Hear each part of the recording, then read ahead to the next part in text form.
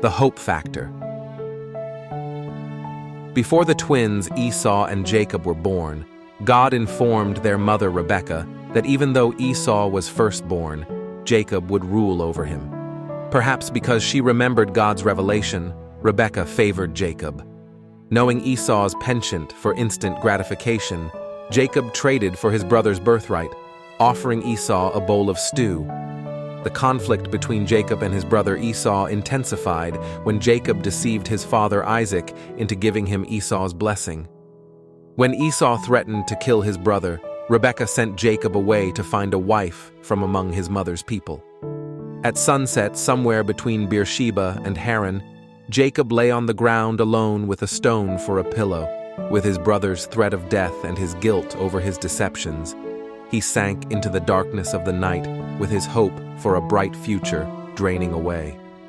Then, this happened. Genesis 28:12-13. He had a dream in which he saw a stairway resting on the earth, with its top reaching to heaven, and the angels of God were ascending and descending on it. There above it stood the Lord, and he said, "I am the Lord, the God of your father Abraham and the God of Isaac.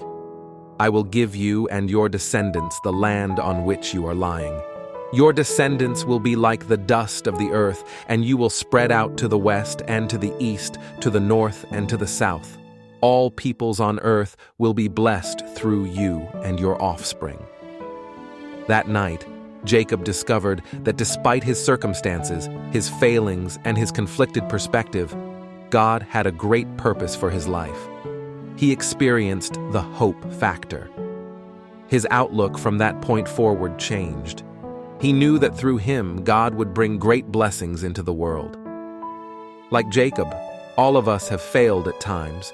We have experienced seemingly hopeless circumstances and have had a conflicted perspective of life because of our past.